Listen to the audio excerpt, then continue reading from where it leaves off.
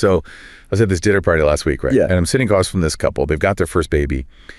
And they were just so meticulous. Oh, yeah. Yeah. Explaining how they'd read, like, all the books. They had this whole strategy, to avoid being helicopter parents like her mom was apparently, but also not emotionally distant like his dad. Trying to thread that needle. Totally. They were literally mapping out this, like, perfect childhood, free of trauma. But then the conversation kind of shifts. And she starts blaming her own anxiety on her mom being too involved. Ah, okay. And then he blames his relationship issues on his parents being not involved enough. They were just so certain, pinning their adult problems squarely on these totally opposite childhoods. Right. It just really stuck with me, this couple. So terrified of repeating the past.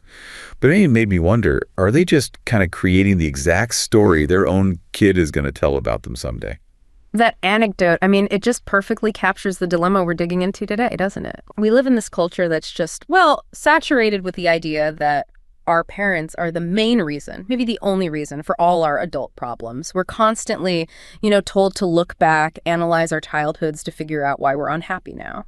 It's such a simple explanation, almost too easy to resist, isn't it? Oh, I'm anxious because of my mom, or I can't commit because of my dad. It's just such a neat line, cause and effect. Exactly. Gives you the diagnosis and, maybe more importantly, a convenient place to put all that frustration. Precisely. And so our mission in this deep dive is really to move past that simple, almost knee-jerk reaction, that assignment of parental blame. We want to take all this complex material we've gathered and really try to understand the truly multi-layered factors, social, biological, digital, that actually shape who we become as adults, our mental health outcomes. Right. We're basically going to test that simple blame the parents narrative against, the hard data and some systems level thinking. And what you'll see is the answer is almost never that simple. The factors involved go way, way beyond just the family home. Okay, so let's start by unpacking that history a bit. This scrutiny of parents, blaming them, it's not actually new, is it? It didn't just pop up with Instagram therapy accounts. No, not at all. It really got its legs with the rise of modern psychology. Figures like Freud, back in the early 20th century, they established this idea that the child's early years, especially that relationship with caregivers, that's the crucible of adult personality. Right, the foundational idea. Exactly. And once you buy into that premise, then every adult psychological issue must trace back to something in childhood. So by the mid-20th century, this led to this incredibly intense, almost you could say, paranoid scrutiny of parenting, especially mothering. I remember reading about sociologist Helen Lind writing about this pressure way back in 1958. She talked about this impossible double bind parents were put in. What did that actually look like? Yeah, Lynn documented how parents, and again, the weight fell mostly on mothers, were constantly warned that any tiny misstep could permanently damage their child. It was completely impossible. You could be too strict or too lenient, right? Or too detached or too overprotective. No-win situation. Totally. If the kid ended up anxious, the parent was too cold. If the kid couldn't handle conflict, the parent was too sheltering. You literally couldn't win. That just sounds utterly exhausting. Like this endless cycle of expert advice that keeps changing. So yesterday's best practice becomes tomorrow's. You ruined your child. Sin. Precisely. And the historical fervor to pin major psychiatric illnesses purely on how someone parented was, frankly, startling. We saw this with that infamous theory, now totally debunked, of course, the schizophrenic mother back in the 70s. It argued that, cold, domineering mothering caused schizophrenia. It's a stark example of that intense societal need to find the cause right there in the home, reducing these devastating neurobiological conditions down to a personal failure of caregiving.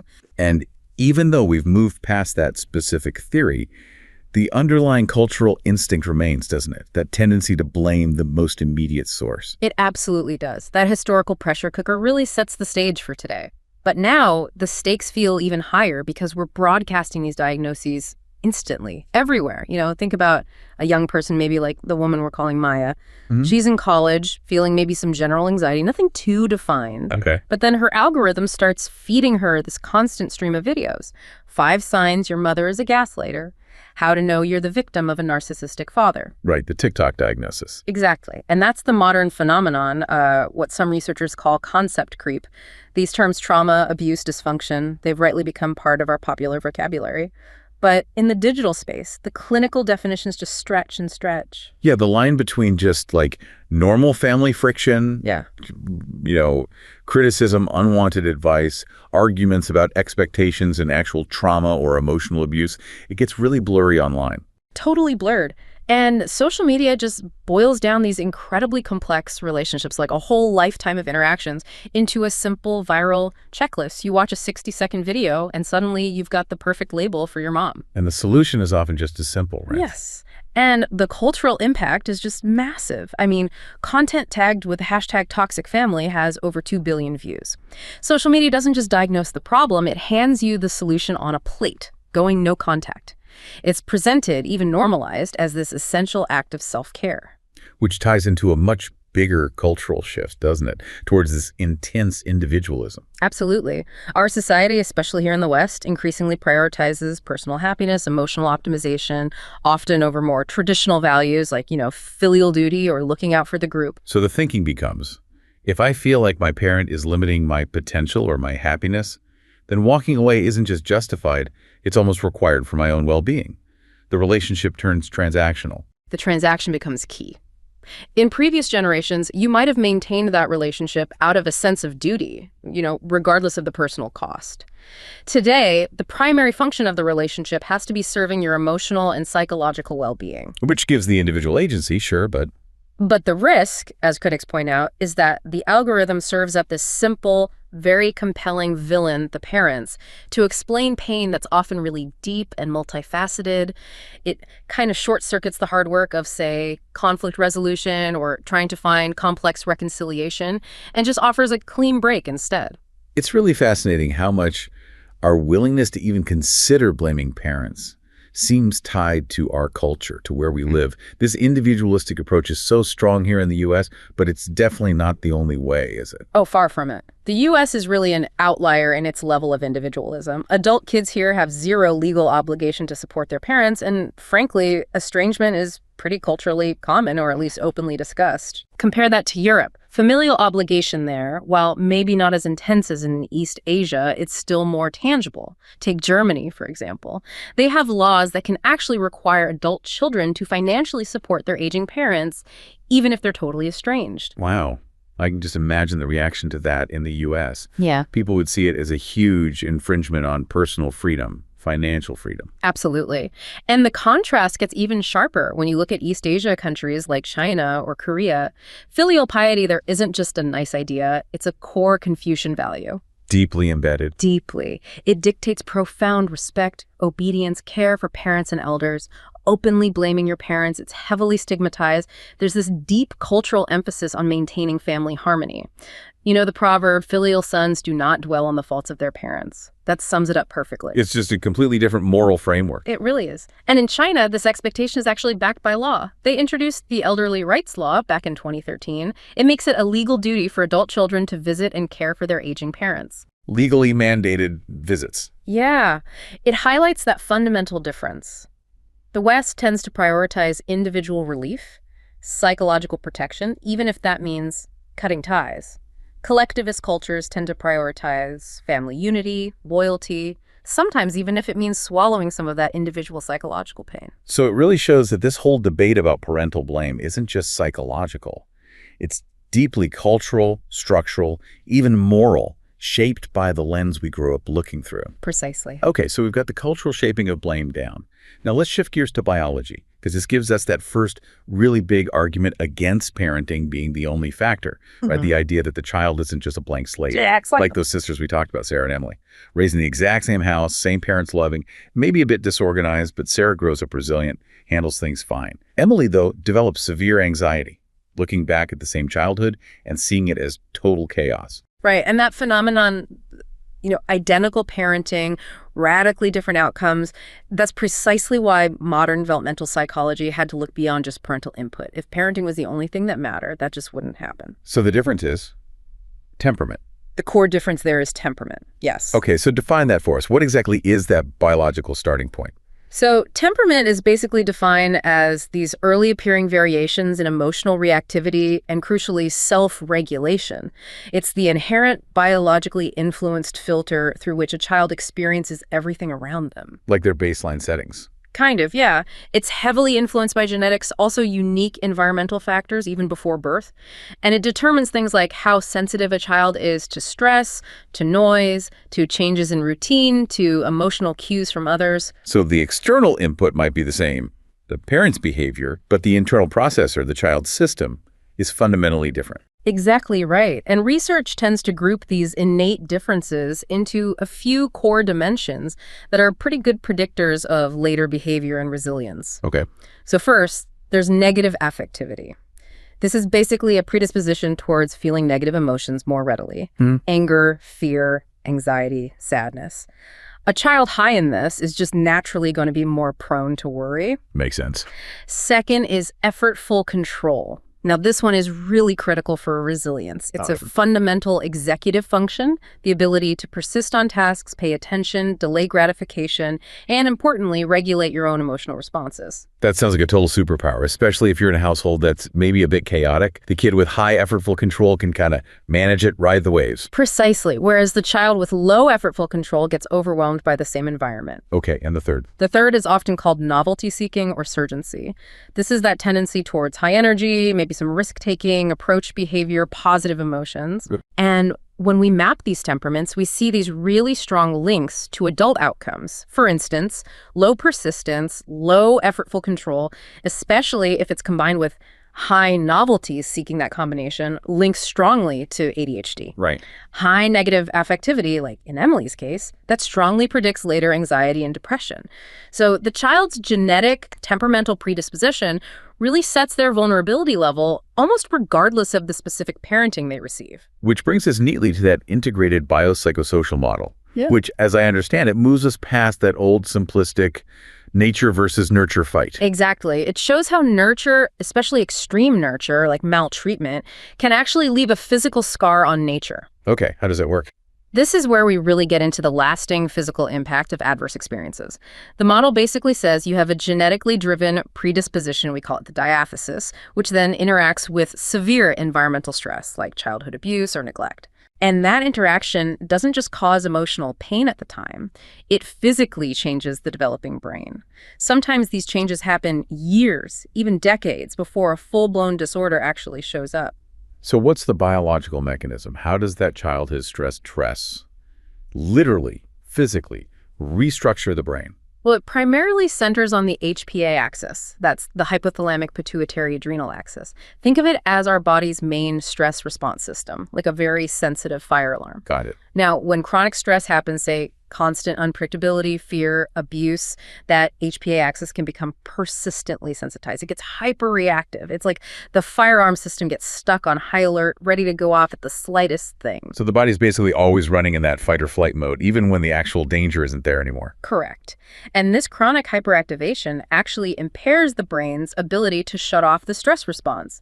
Specifically, it affects the negative feedback loop that involves the hippocampus. That's the part of the brain crucial for memory, learning, and emotion regulation. And study after study reports finding alterations in hippocampal volume, meaning actual physical size and structural changes in adults who experience severe childhood maltreatment. Wow, that's just profound evidence that our experiences become physically embedded. It really is. And furthermore, this HPA axis dysregulation messes with neurotransmitter systems too. It can lead, for example, to increased release of dopamine in certain pathways, like the mesolimbic pathway. This whole complex chain reaction links that chronic childhood stress to a significantly higher risk of developing psychiatric disorders, sometimes years or decades later, things like psychosis, severe anxiety. So it proves that nurture really does change brain structure. Yeah, it absolutely does. But, and this is the crucial point, that change happens on top of a pre-existing biological template that's defined by that individual's temperament. Okay, so that scientific piece makes it super clear. We're all biologically unique, and that filters how our upbringing affects us. But we also have to talk about those huge forces outside the family, outside the individual, that shape things too. The systemic stuff. Yes. The structural context. This is the piece that's so often missing from that standard blame the parents story. Right. And here, we really need to bring in sociologist Johan Galtung's incredibly powerful term, structural violence. Structural violence. Oh, It's a specific type of violence where the social structure itself, or the institutions, actually harm people. They do it by preventing them from meeting their basic needs, accessing their rights. It's not necessarily violence from a specific person hitting another person. it's baked into the system. Exactly. Galtung called it an avoidable impairment of fundamental human needs that's caused simply by how society is organized. That still feels a little abstract. Can you give us some concrete example? What does structural violence actually look like? Sure. It looks like institutionalized racism. Yeah. It looks like classism. It looks like extreme poverty, which Galtung explicitly called the deprival of basic human needs. It looks like discriminatory laws that block people's access to good education or healthcare. The physician and anthropologist James Gilligan, he put it really viscerally. He defined structural violence as the increased rates of death and disability suffered by those who occupy the bottom rungs of society. And he directly attributes that extra suffering to the crushing stress, the shame, the discrimination, the constant denigration that comes with lower status and being systemically excluded. So if a system is basically designed, maybe unintentionally but effectively, to create chronic financial instability and high stress for a whole group of people, that system itself is committing violence against them, even if no one ever throws a punch. Exactly. And that violence, it filters right down into the family unit, which brings us back to accountability and that story about the man we called Javier. Remember, he grew up in the 80s in a town just devastated by deindustrialization. Right. His dad worked two really grueling, low-wage manual labor jobs. He was often irritable, totally exhausted, sometimes neglectful, sometimes explosive. Javier grows up with anxiety, complex PTSD, and his first totally understandable emotional reaction is to blame his dad's temper, his neglect. Of course. That's the direct source of the pain he experienced. Wow, if we put on that lens of structural violence, we have to ask a different, maybe harder question. Was Javier's father fundamentally just a toxic person? Or was he a man absolutely crushed by a system that offered him no financial security, no decent health care, no time to rest, no support? It shifts the target of the anger, doesn't It it? shifts the target. It doesn't excuse the harm Javier suffered, not at all, but it forces us to recognize that parents aren't raising kids in some kind of vacuum. They are profoundly constrained by the economic conditions they live under. Yeah. We know from loads of research that chronic financial stress literally reduces a parent's capacity for emotional regulation. It actually mimics the effects of trauma on the parent's own HPA axis. They end up operating in this state of high alert, which leaves them with very limited emotional bandwidth for things like patience or playfulness or consistent, calm discipline. That's the connection we really need to hammer home.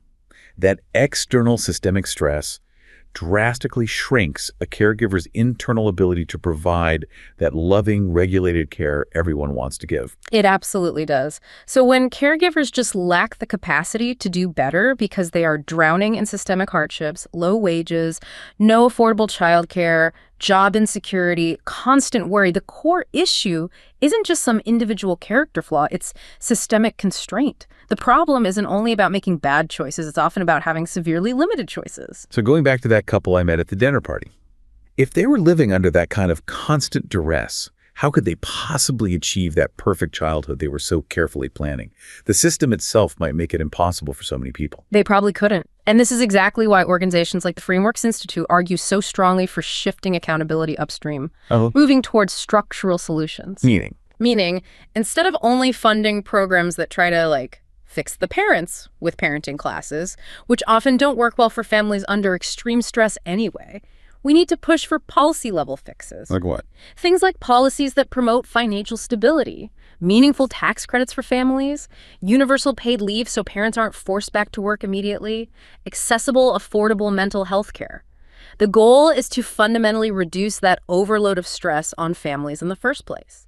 Prevent the adversity at its source by fixing the conditions, rather than constantly trying to fix the people broken by those conditions. Speaking of huge structural changes impacting families, we absolutely have to talk about the digital world. I mean, this has just completely reshaped the landscape for young people's mental health in the last, decade and a half. Oh, completely. And the timing is really critical here, and the data is just Stark. Researchers consistently point to this profound drop in youth mental health indicators starting right around 2011 to 2013. Which is exactly when smartphones and social media went mainstream. Precisely the window of mass adoption. Look at the numbers. The share of high school students reporting they felt so sad or hopeless they couldn't function for 2 weeks or more. It went from 26% in 2009 up to a staggering 42% in 2021. That's nearly half. Nearly half. And the suicide data is just chilling. Rates for girls doubled, and they rose 50% for boys between 1999 and 2022. That is just an undeniable crisis. Is the main driver just the sheer amount of time kids are spending plugged in? Well, time is definitely a huge factor. U.S. teenagers, on average, are now spending something like 4.8 hours per day just on social media.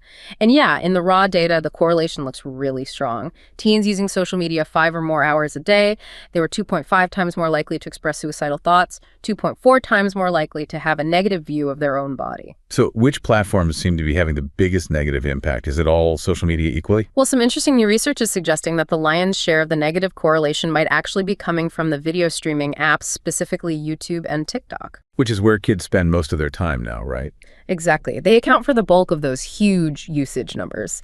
The format itself, highly visual, perfectly curated content designed for infinite scrolling, those variable rewards keeping you hooked, that seems potentially more damaging than maybe older, more static platforms like Facebook or even Instagram in its earlier days. So the delivery mechanism itself, the thing designed to keep you watching, might be fundamentally messing with mental stability. But you mentioned earlier that this whole picture, it gets complicated by factors that bring us right back to the family, right back to parenting. Yes. And this is where it gets really interesting and actually offers parents maybe some measure of influence, some power. Because that simple correlation, more screen time equals worse mental health, it's a bit misleading on its own. How so? Because we have to consider that kids who tend to gravitate towards really heavy social media use might often already be struggling with other things. So we need to account for 2 really crucial mediating factors. First, the child's own level of self-control, think conscientiousness, self-regulation skills, that kind of thing. Okay. And second, the quality of the parenting they receive, which includes things like setting restrictions, monitoring use, but also just the strength and warmth of the parent-child relationship. Wait, so if you actually control for those 2 things, the kid's inherent ability to regulate themselves and how strong the relationship is with their parents, what happens to that scary link between screen time and mental health? This is the really striking finding, and it definitely challenges the sort of moral panic narrative a bit. When researchers match young people on both high self-control and strong parental relationships, meaning the parents are involved, monitor things, but also have a loving, supportive bond. Yeah. The negative effect of high social media use on general mental health mostly just disappears. Disappears. For that specific group of American teens, yeah. Screen time has virtually no significant association with a broad index of mental health problems. That strong parental framework, discipline, clear boundaries, combined with love and support, it seems to provide this enormous buffer against the potential harms of the digital world. Wow. Okay, that suggests parents are not powerless here. That the quality of the relationship, the consistency, the structure they provide, that's actually way more predictive of long-term mental health than just counting the hours spent looking at a screen. That really seems to be the takeaway. The hard part for the parent, of course, is maintaining that consistency, that effortful control themselves, and fostering that connection. But good parenting seems to mitigate a lot of the general harm. But you did mention one significant exception, where even good parenting struggles to fully protect the child. Yes. Body image issues. That's the one area where even when researchers control for high self-control and strong parenting, the problems remain large and statistically significant for heavy social media users. It suggests that the content itself, that relentless, curated stream of, let's be honest, often Photoshop perfection, the constant negative social comparisons, the intense pressure to look a certain way, it seems to have this direct corrosive effect on how teenagers feel about their bodies. And that's something even good parenting can't entirely filter out. The medium itself creates a problem that kind of transcends the home environment. Which feeds right back into the ethics of this digital culture we were talking about earlier, especially this rise of what people are calling trauma monetization. People sharing their deepest pain very publicly, often for views, for engagement, sometimes even for income. Yeah, trauma monetization definitely leverages our kind of human fascination with drama and pain. And the algorithms, well, they reward the most dramatic narratives, often the ones that feel the most raw, the most unhealed. And there are real risks there, right? Yeah. Especially with the rise of so-called trauma coaches. Absolutely. Huge ethical risks, particularly because many of these individuals, these coaches, they lack formal clinical training. Psychology experts are pretty clear on this.